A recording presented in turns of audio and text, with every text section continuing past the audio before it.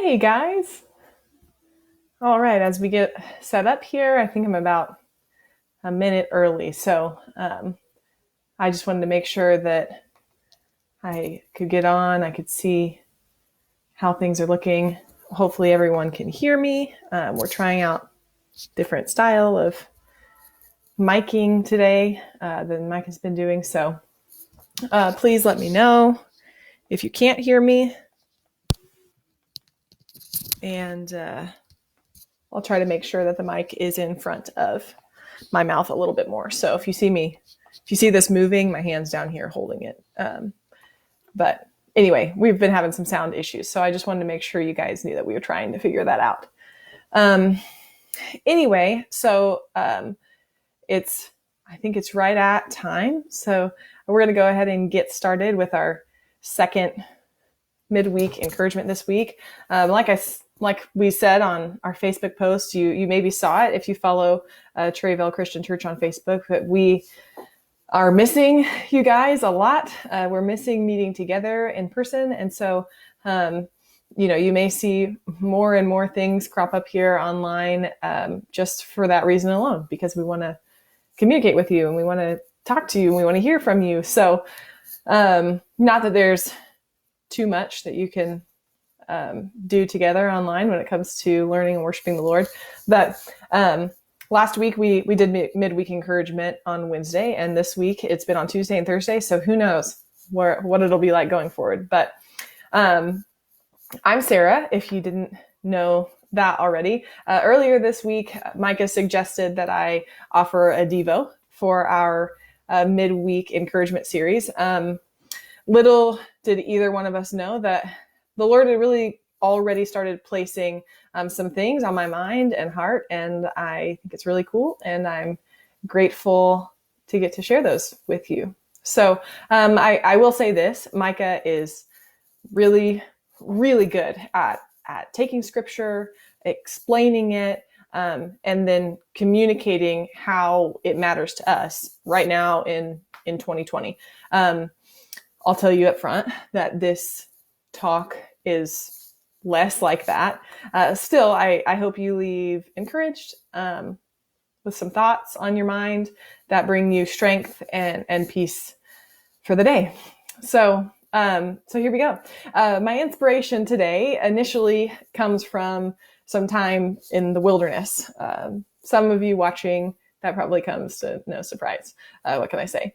The wilderness can be a great equalizer, right? I mean, it's an unpredictable, uncontrollable environment that really has been known to make fools of the wise and unwise alike. There's a literal wilderness to which I'm referring right now. So, woods and things like that. But trees or no trees, I'm sure we've all been in those places. Those times in our lives, those unpredictable, uncontrollable times where confusion and uncertainty reign. Honestly, we can call today a form of wilderness. For me today, the wilderness, I'm going to tell you about how the wilderness revealed in me an ignorance that literally left me swimming. I'll explain. Okay. So about this time, 9 years ago, I took my very first backpacking trip. It was with a nonprofit out of Missouri called Discovery Ministries. It was 10 days in the wilderness over the spring break, and it would give me 2 credit hours toward my degree at Ozark Christian College. So that's why I was there. Honestly, I could probably write a book on how much those 10 days taught and transformed me. But today I'm focusing on just one aspect of that time in the wilderness. So we split our time during that trip on land and on the water, on a river. And we're gonna focus on the river. So before launching from the shore for that very first time, our trip leaders spent a couple of hours giving us some incredibly helpful instruction about canoeing. They taught us strokes, how to maneuver the boat in the water. They taught us ways to communicate with our partner. There's somebody in front, there's somebody in back. You're talking to the back of somebody's head, or you're talking in front of you and your partner's behind you. So they gave us instruction on that communication. They gave us instruction on how to load the canoes, with our stuff so that they were balanced. And very importantly, they gave us instruction on what to do in the probable case of rough waters that would threaten to tip you into the middle of an icy river. And when I say icy, guys, these rivers in Missouri that we were on, they're spring fed, and spring water is just 40 degrees or something ridiculous or less. And so that when I say icy, I mean icy. And that last bit of instruction, how to stay afloat, is what keeps coming to my mind over and over these days.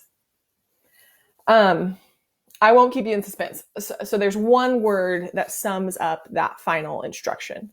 It's the word brace. Brace. I find myself repeating that word in my head. Brace. In the canoeing world, you're going about on the river, and you might come to some turbulent waters. You see, in a tipping canoe, your flesh has a very specific reaction.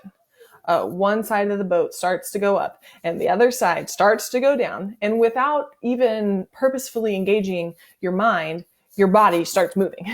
You lean toward the high side and you're struggling away from the trouble. And when that doesn't make the boat right, your hands and arms take over and you start to reach over the high side and grasp a hold of anything to keep yourself out of the water. And if you've been in this position before, there's not much really to grab onto. It's the side of a wet canoe. And what I think is really interesting about that response? This totally intuitive response to a tipping canoe is the very action that promises you're going to go swimming. Isn't that crazy? And we were taught this. So on that trip in the wilderness, we were told, don't give in to your fleshly response or your canoe will tip over. They said, fight that response. We were taught to brace. So bracing looks like this. So you're in a tipping canoe. One side starts to go up and the other side starts to go down. You engage your mind. And with your paddle in your hand, you actually lean toward the low side.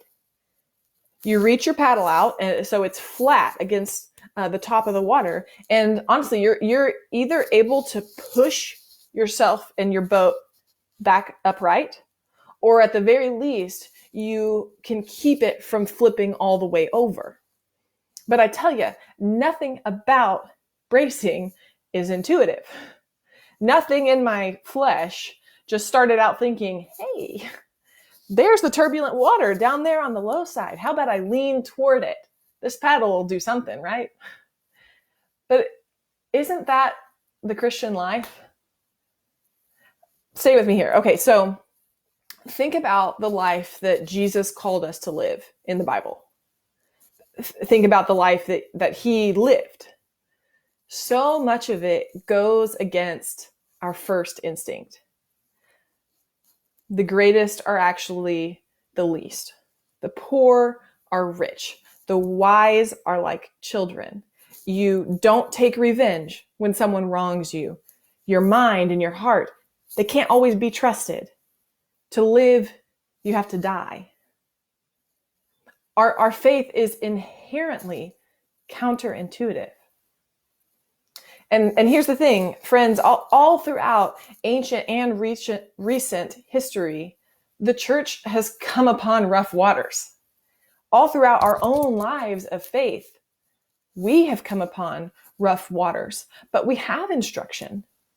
And we have a trip leader, so to speak, who has been on the water before us and is telling us, don't give in to your fleshly response or your canoe will flip over. I'll be honest with you guys. I started this saying that my own ignorance led me to a swim myself, and it's annoying. It annoys me to this day. I had the instruction, I had the example, but I hadn't the practice. So when the time came, and it did come, that I hit a tricky spot in the river, and one side of my boat started going up and the other side started going down, I panicked. I clung to the high side with all of my strength and found myself cold and drenched real quick. But thankfully, I was able to get over to the riverbank and dry off and warm up and head right back out. Smaller, less frightening opportunities did present themselves, and I was able to test my instructions. I practiced and I practiced. I renewed my mind. I trained my instincts to align with truth. And I'm proud to report that in all those days in the wilderness, I did only swim that once. Practicing our faith really isn't that different. A lot of times it's no different. We know, we've read or we've been taught, we've heard the instruction, but in the moment we panic and we end up swimming. But a lot of times we can dry off, warm up, and keep practicing. Training, renewing, bracing. I don't have to say it for you to know where I'm going. We're on some rough waters. It's not the first time. It's not the last time. So let's learn. Let's practice what we've been taught. Let's renew our minds, training our instincts. I hope that you're with me. Let's brace. Thanks for tuning in.